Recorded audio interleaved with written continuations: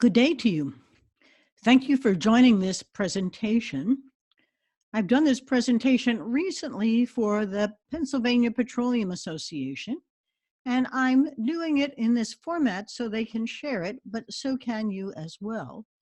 They have a particular organizational set of issues, and it's really geared toward how the petroleum industry delivering fuel to gas stations and homes are going to find themselves changed in the upcoming and very near future.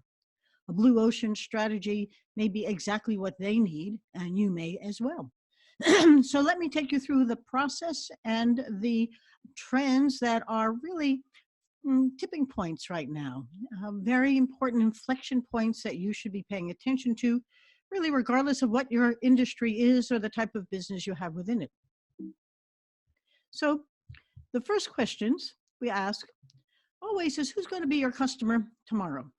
Not who's your customer today. Don't expect them to be the same because they're changing too. What will be their unmet needs? And by that I mean, what are they asking you for that often you say, no, we don't do that? Or what are they not asking you for and going elsewhere to find an answer for? Who should be using you but isn't? It's finding some other way of doing things, non-users. And what's your strategy for reinventing yourself and your industry for what comes next? I heard a wonderful talk the other day, and he reminded us that Steve Jobs was asked what his strategy was, and his strategy had three parts. First, he was going to change his company. Then he was going to change the industry, and then he was going to change the world. To some degree, Blue Ocean strategy is a little of all of those, and all of it comes together as we change the world that we're living in. Ask yourself 6 questions. What are your customers today really trying to do? What are they really asking for and needing? What are they irritated by? Not just your customer complaints, but the unmet things. What do they say to a salesperson about what they wish you could do for them? What's changing in how they use you now?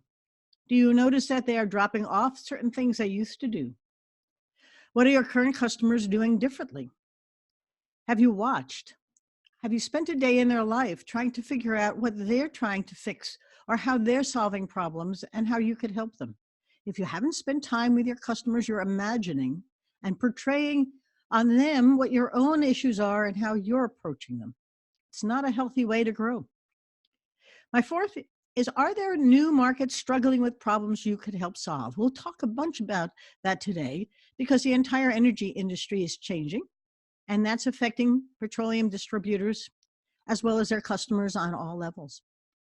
What are people searching for now? If you're not a Google fan, you must become really attuned to what Google data can tell you. They can tell you the trends, and you should be carefully watching them as well. Who's coming to your website and dropping off? Do you have a website that's designed for Google search and for the searchers who are using Google to find you? And last, what's coming to you today through all types of channels that you might be ignoring? We have several great customer stories in our book, On the Brink, A Fresh Lens to Take Your Business to New Heights, which is available at Amazon.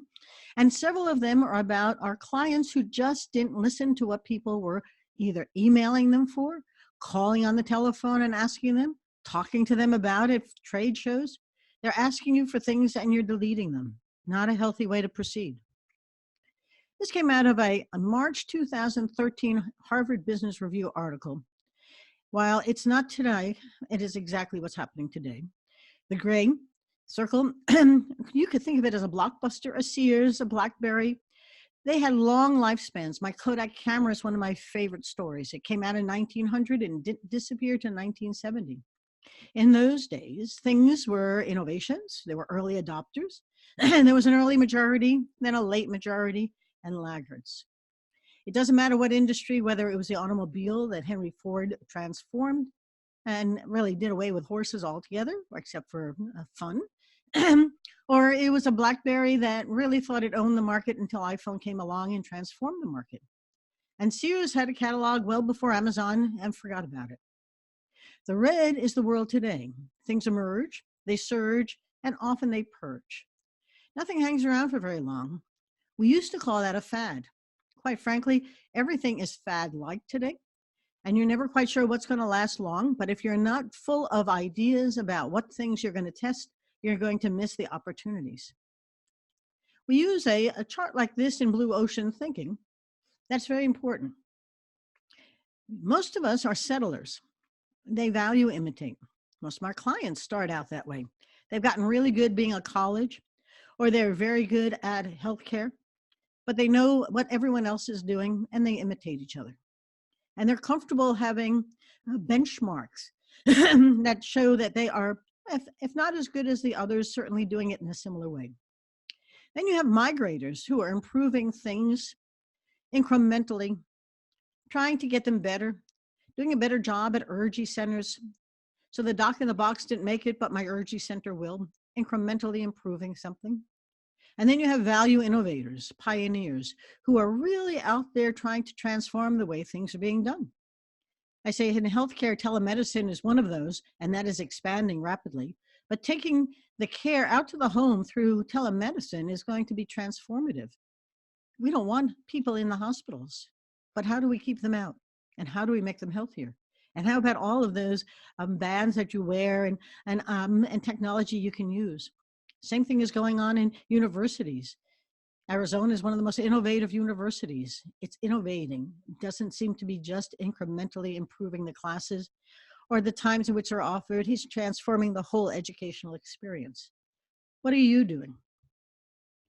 Now, for us to change in fast changing times, you're going to need a strategy, a plan, a well-defined, integrated, cohesive approach. The way the mind works is it takes data and it organizes it into a simple story. And once it has that story, a strategy, it only sees the things that conform to it. The problem is once you have your strategy in place, you can't see what's happening around it. And you reject most of it. Your brain's happy to ignore it. Chan Kim and Renee Maubon wrote Blue Ocean Strategy in 2005.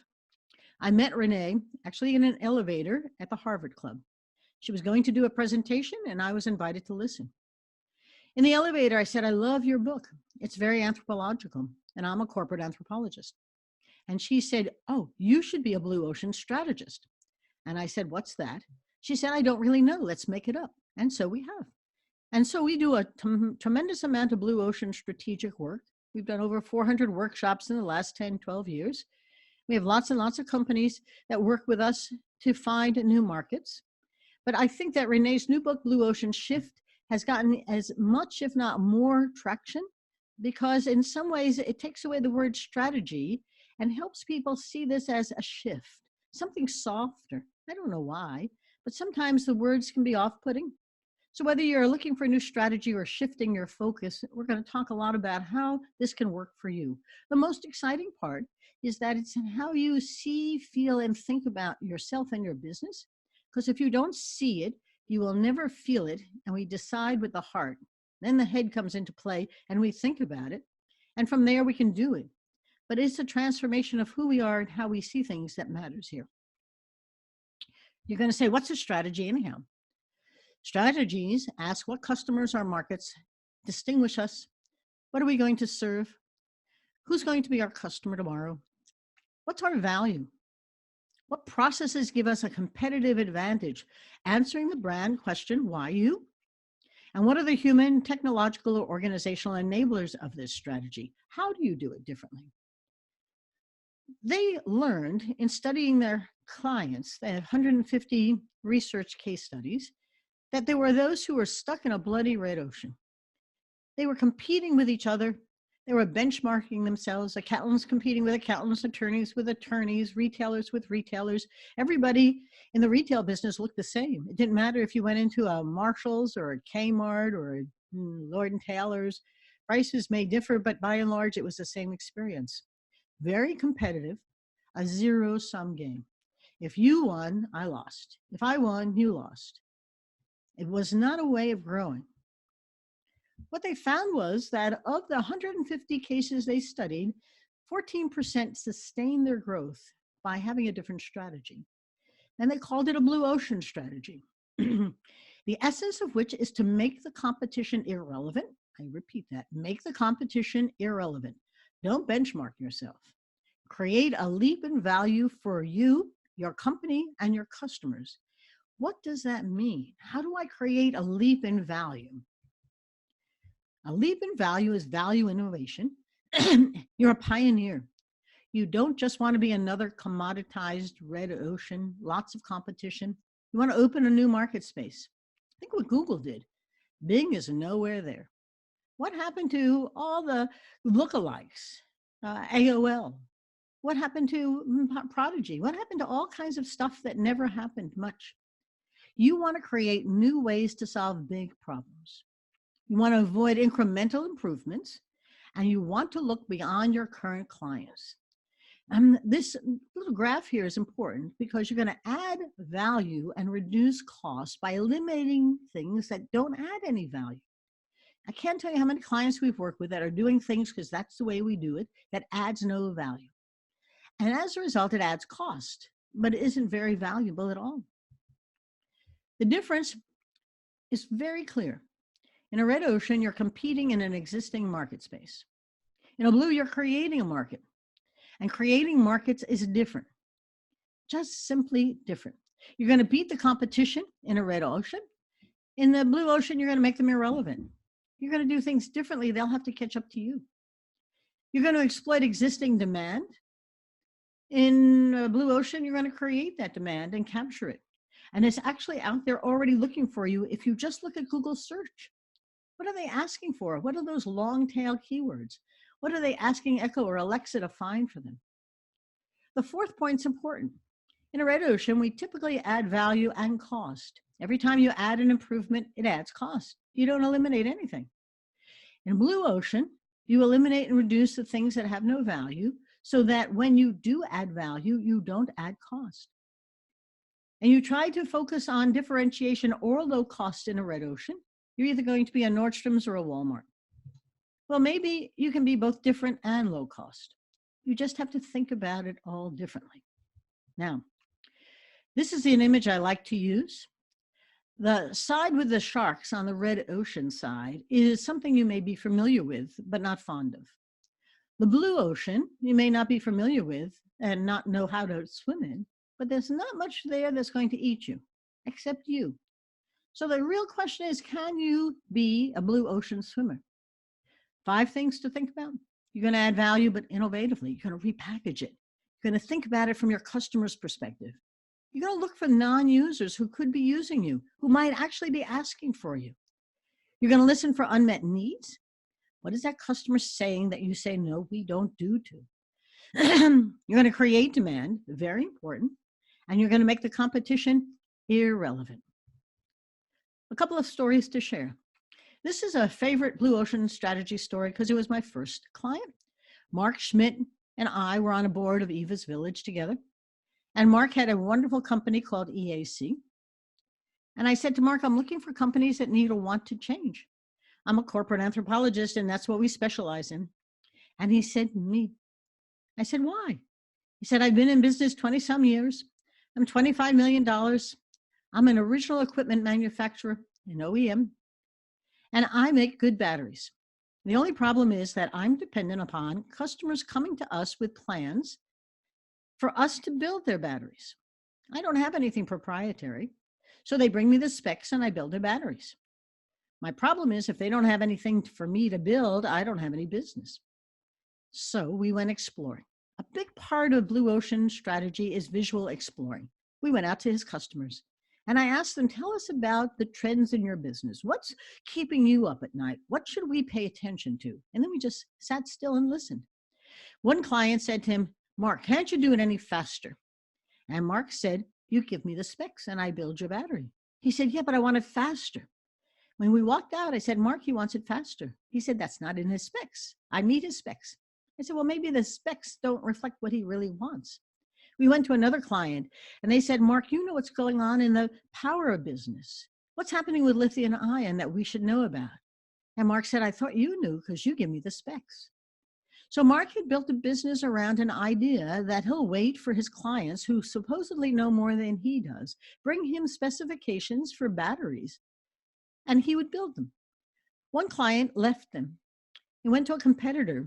He wanted rechargeable power. rechargeable batteries. And Mark told him, oh, we don't do that. And I said to Mark, he was very happy to stay with you, but you don't do what he needs. Oh, well, we don't do that. Finally, somebody said to Mark, Mark, you're missing. It's not about the battery. It's about lighter, longer, stronger power solutions. And I can't say that often enough because the client finally had Mark's brain go, that's what they've been saying. I said, yes, they don't want a battery. They want power solutions. And you can help them if you rethink the way you do business, which he did. And Mark lived happily ever after. He ended up selling his business to a firm that was consolidating and looking for integrated power solution providers. But he really realized that he hadn't listened to his clients at all, and they were asking for things that he simply discounted. Once you get in your mind the way we do things, that's all you hear. Now, Wawa and how it created a blue ocean shift in the retail industry, I'm just going to leave in this presentation, and I'll attach a link to it so you can see it. But for this recording, I'm not going to show it to you. I'll tell you briefly that Wawa was in the typical gas station with food business, only to realize that people were coming in more for the food and could get gas anywhere. So they reinvented themselves and became a food location with high quality takeout food, no tables, no drive up, very low cost, high quality, easy access, excellent. And they're outdoing McDonald's and 7-Eleven. Across the country, they're beginning to open up Wawas that people go out of their way as a destination for. Different model, but not in the gas station with a food connection, a food who doesn't need gas station. This one I love. This is about what Andre Roux saw in the classical music business. I'm a classical music lover. I was on the board of the Hudson Valley Philharmonic for many years, but classical concerts are a dying industry. It's struggling because only 20% of the United States goes to concerts. We often call them no hairs and gray hairs. They were older. And of those who came once, they never returned. They told us that they didn't like it. They didn't know what they were listening to. If you've never been to a classical concert, which is most people, it would look like this. They're all dark and black. And as you can see, there are empty seats and a lot of gray hairs and no hairs, not a lot of kids. And then along comes Andre Roux. He was a Dutch conductor and a violinist, came out of a family of classical musicians. He loved classical music, but hated the way it was performed. He would look out from his orchestra and see people sleeping. And while I exaggerate this, we at the Hudson Valley Philharmonic knew that's what happened. We even talked about what piece we would put on first so that the audience could take a nap and then wake up for Bach, Beethoven, or Brahms. But he saw that nobody was sleeping here. And this was really important to him because in a rock concert, everybody stood, sang the songs, were engaged. Engagement is a big idea. And so the engagement part is extremely important because when you are engaged, you think that this is all about you. It's not about them performing and you're a voyeur. This is with you and for you. So I'll leave you a link here that you can take a look at for a classical concert if you've never seen one. And this one is for Andre Roux, so you can see what he did to transform classical music into something completely different. What I love about what he did is he reversed everything. He took classical music and popular music and borrowed from both. He did a traditional setting and got rid of it and went to outdoor, huge environments. He dressed in classic form and classical. He, in colors and fashion, he had everyone partied up. Big, beautiful dresses, and everybody looked special. In a classical concert, you would see his backside the whole time. And in a Blue Ocean, Andre Roux concert, you had his face the whole entire time. And he was a performer. He didn't have a baton. He violined with you. Total engagement. And it was for the young and old. He had created a party out of what was becoming a funeral. How did it work? I use this as an illustration, but it continues today. Billboard ranked his 2011 tour as our 9th highest grossing tour of the year, just behind Lady Gaga. He broke all classical concert records, packed stadiums and arenas with more than 700,000 fans. I know people from Edmonton, Canada, who heard him in Vancouver and went across to Prague to see him. I had clients in Texas who went to Strasbourg and saw him there. He is a destination, big ticket item, $3,000 ticket. Really interesting and exciting. He sold over 32 million albums, has 330 platinum awards. In that year, he made $96 million. This year, he was ranked number 16th, and each concert was a $1 million moneymaker for him. Now, what are the inflection points that you must see? Because he saw people moving in the audience unhappy with what was going on, and they needed to see something different. Andre Rieu began to create something that attracted people as a destination. Mark Schmidt wasn't listening to what his clients were telling him, wasn't watching what they were trying to do, didn't care that speed to market gave them a competitive advantage. And Wawa saw that people could get gas anywhere. They were in a red ocean. The question was, what could they offer those people that was different? And if you ever go into a McDonald's that's across the street from the Wawa, you must take a look at how different the experiences are. One has a lot of chairs, often empty, and a drive-up. What is that telling you? And the other has neither drive-up nor seats, but just good food, fast. So these are the inflection points and the trends impacting all of us. I want you to start by remembering that the real voyage of the discovery consists not in seeking new landscapes, but in having new eyes. You need to see what's happening, not just read about it or imagine it. And I hope you will open up those two films, those two videos, one about a classical concert and the other on Andre Rieu, to see exactly how he transformed classical music. And you must take a look at the Wawa video for the same reasons, and then ask yourself, what is it about my own industry that I'm not seeing?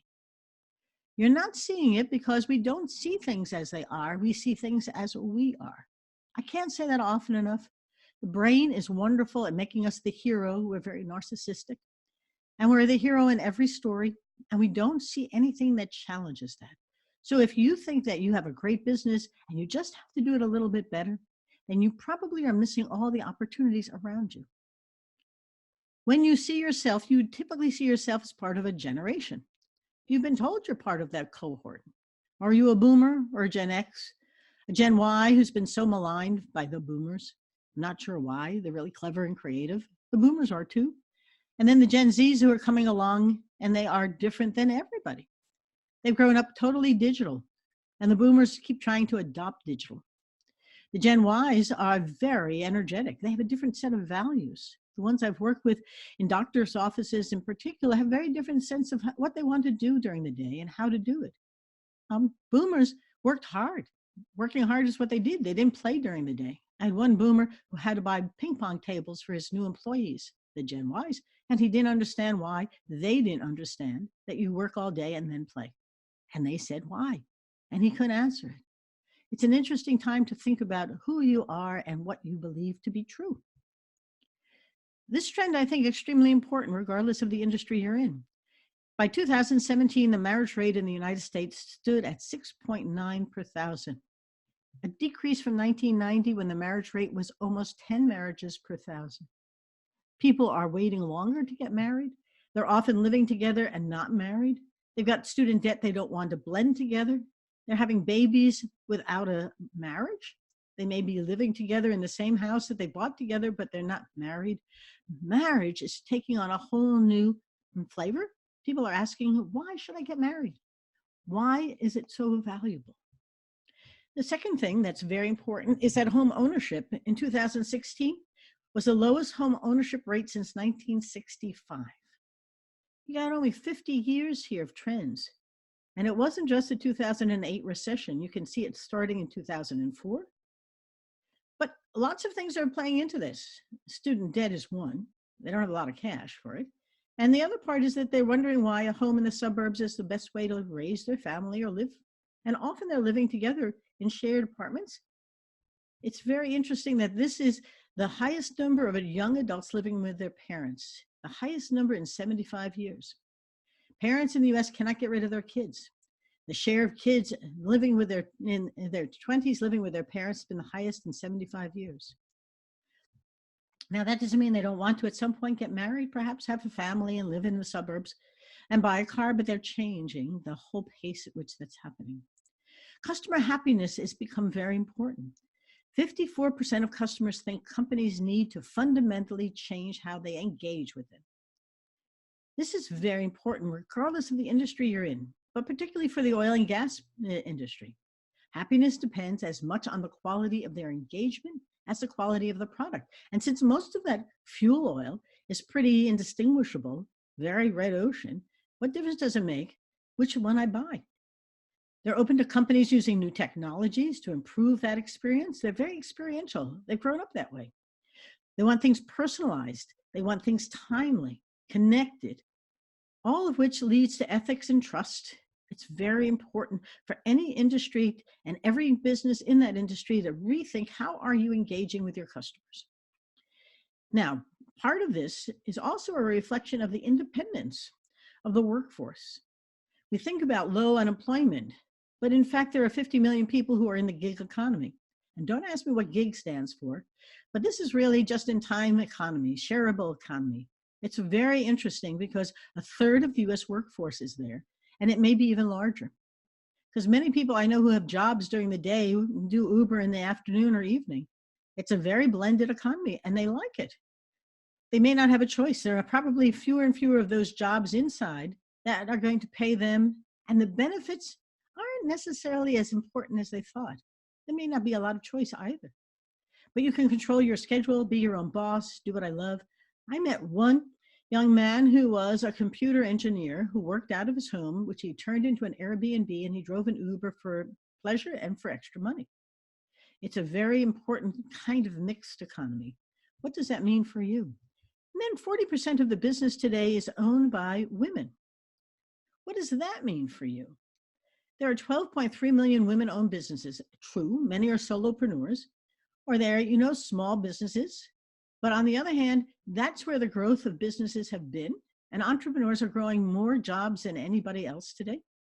And that's better than business overall, which only increased by 12% since 2007. Then we have Uber. Uber is transforming everything from Uber Eats to Uber Rides to what people can make 20 bucks an hour for in an Uber job or a Lyft. A completely different sense of what mobility is and the freedom to be where you are when you are. I know people who are older who are getting rid of their cars because they're paying insurance every year. It sits in the garage except when they go shopping, and they can use Uber to go shopping. And when they need a longer distance drive, they go to Hertz and rent a car or a Zip car. And then we have industrial robots. Robots are coming. We've had a very big growth this past 2018. Ironically, it's less for the automobile industry and more for everything else. But robots are coming, and we might as well figure out how to reinvent the person working with that robot in new ways. I was in one company, and he said, watch Dave. And Dave was producing a part for an airplane engine. And he said, and the robot was doing it in exactly the same way. And when Dave retires, he's going to be replaced by a robot. This is a hotel in Japan, about 10 years now, almost totally robotic. And this is important because these are 3D printed apartment buildings constructed in China in 2015, completely out of 3D printing. So you've got robots, and you've got 3D printing. And then we have the Internet of Things. This is extremely important because we're going to be able to capture data in all kinds of ways from all kinds of places. And how are you using the data? And how is it helping you make better decisions and engage with people differently? We do a lot of work with accountants, and AI is changing completely their accounting. AI and Watson, with using IBM's AI services, can find out all of your tax opportunities faster, easier with Watson's technology. And blockchain, even Walmart is putting trace and track blockchain onto its lettuce. But I know that grass-fed beef is using it, eggs are using it, diamonds are using it. Everything is going to have a blockchain connection, and you should be thinking about how to use it in your industry as well. The oil and gas industry is beginning to use it. Construction is late in the game, but it's beginning to take on. I think the biggest trend, or one of them, is to take a look at the pipeline to platform model. This is important because it changes what you think you do and how you do it. The world's largest taxi company owns no vehicles. The largest accommodation provider owns no real estate. The most popular media provider creates no content. Facebook. Most popular photography company sells no cameras, Instagram. Netflix is the fastest growing television network, owns no cables, although YouTube just passed them on video watches. And the most valuable retailer has no inventory. They're all connectors. Is your business a connector? Now, how might this open a blue ocean in the oil and gas petroleum industry? And I'll stay on that topic for a short while to show you how the general trends can apply to a specific industry, and it could be yours. First, let's remember that consumers are driving innovations. They expect ease and speed, and they can find somebody who will do it easier and faster than you can. They don't want to call a customer service line. They want to look up information, pay bills, schedule service appointments on their own. They expect businesses they deal with to give them the power to do so. Make it simple and easy. If you don't, you are not competitive. Oil and gas mobile applications are revolutionizing that industry. They speed up your processes, automate data flow with oil and gas mobile applications, increasing profits. One of the biggest challenges for the industry is going to be the long-term decline in demand for gasoline. And the shortfall is going to have an impact on all the distributors. Gasoline is only valuable if it gets to the people who need it. There has been, over the last 20 years, a big consolidation from 12,000 distributors to about 4,000 in this industry. It's not alone. A lot of consolidation in accounting firms, a lot of consolidation among attorneys, lots of consolidation among lots of manufacturers. A foundry we worked with was finding all of its competitors being acquired. It's a very important time to understand how the productivity that can come out of this is very dramatic. But this is important in this particular industry because that means that one distributor a day has been acquired or absorbed by another over the past 15 years. This is a very interesting chart. Gen Zs have Uber, Lyft, they have bicycles. They have all kinds of ways of using zip cars, of getting around without owning a car. Consequently, having transportation is necessary, but owning a vehicle is not. And that means there's going to be a change in how we use petroleum, gas stations, and cars. The digitalization of everything, on-demand fuel delivery app, everything's going to be digitalized. It's only a matter of time before the effects are felt in oil and gas. This is already underway. This one happens to be trybooster.com, but there's also a filled truck that Uber's working with. And Uber can bring you gas, order it on an app, pin the spot, and a truck comes and fills you up. I was reading about a guy whose wife always forgets to fill the car, and he has a motorboat that always seems to need gas. It's very difficult to remember how to get it. So this is really right up his alley. So it's ready for a just-in-time, on-demand gas delivered. Why not? That means that there's a disruption coming to the fuel retail market. I told you about Wawa. Well, everything is going through a change. I was listening to a story on a podcast about Shell trying to figure out how to turn its gas stations into electric car rechargeable stations and how to charge surcharges for it. So we have alternative fuels, advanced mobility, evolving consumer education expectations. This is the electric car tipping point. If you can see in 2019, electric cars are a small proportion. There's diesel, and there's gas, and there's hybrids, and there's mid-hybrid electric vehicles. But look, by 2030, that's 10 years from now, 15% of the cars are going to be completely electric, 6% are going to be partially. Then we have hybrids and very little gasoline. That means that as a whole industry, it's going to be transformed, assuming the numbers are right. And these are all the new electric vehicles coming this year, from Audi and Mercedes and Minis and BMWs and Porsche. I mean, Europe is really moving fast in this direction. When I was in Munich last January, farms were all solar farms. Here in the States, for the first time, solar power from the largest group of electricity generating capacity of any energy source. I was in Scotland this past July. Scotland is completely off any oil. It's completely on a solar wind generated. Wind is slow coming here. But I found it fascinating that Texas has the largest amount of wind generation. Kansas, Iowa, and Oklahoma as well. There's something coming. It's not in Pennsylvania, but it is in other parts of the country, and it is coming big time across the globe. India and China are doing it aggressively. Then there's blockchain. I mentioned to you that Walmart that was putting on blockchain and demanding its producers do track and trace capabilities. Blockchain is coming into the oil and gas business in all kinds of ways, from accepting Bitcoin payments. And I know people who use Bitcoin now. It's in their minds safer than dollars.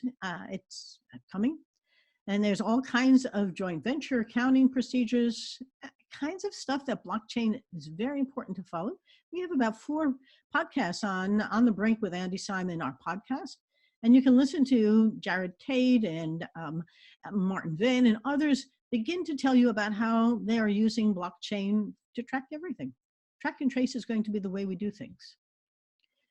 Much of this is being driven by your customers. People are looking for a seamless experience. They want their personal, their business, and their consumer lives all aligned.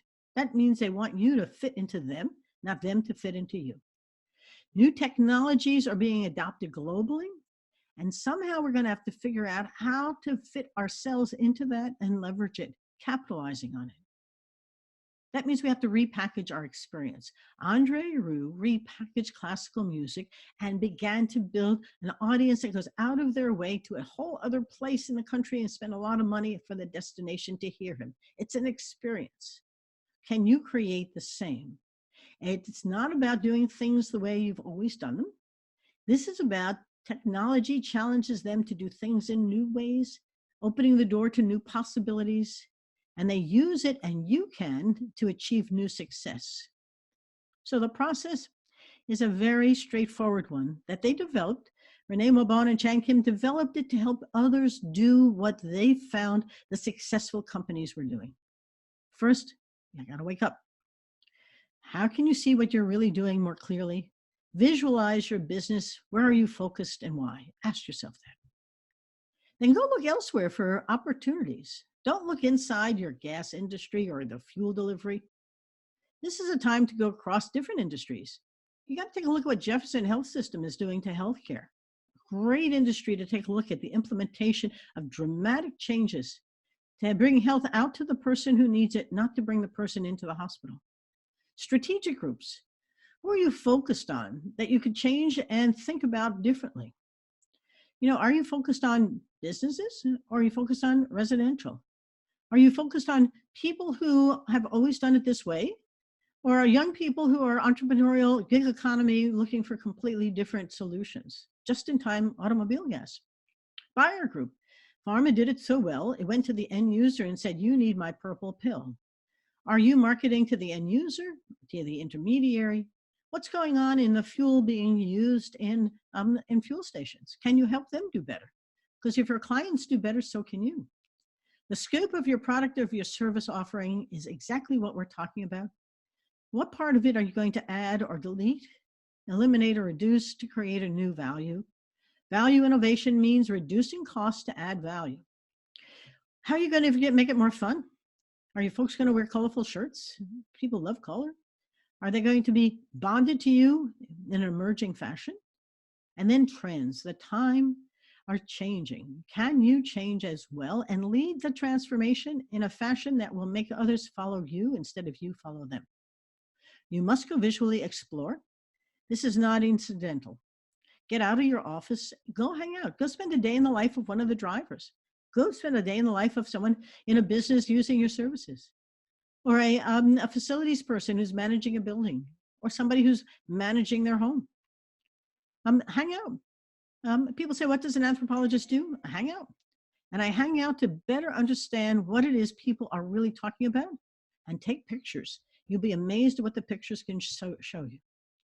Some things we try to preach: easy, simple, make them more productive, make it better for them, make it fun and adventure, solve a big problem in an innovative way. Blue oceans push into new market space. It's coming. You see things in ways not there before. It's not doing a little bit better about what we've always done.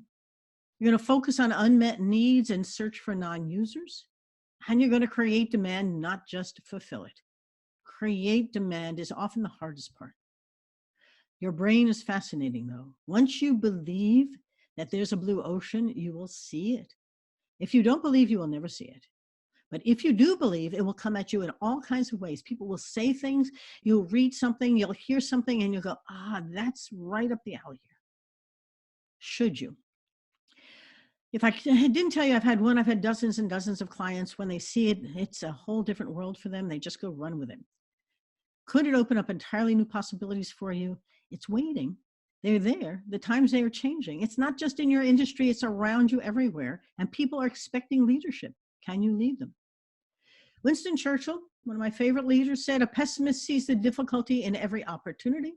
An optimist sees the opportunity in every difficulty. If you leave here starting to say, no, we don't do that, it's been for naught. But if you say, yes, I can, where do I do it? It's been fun. Thank you so much for joining us on this presentation. It's just been fun working with you, and I hope that you enjoy it.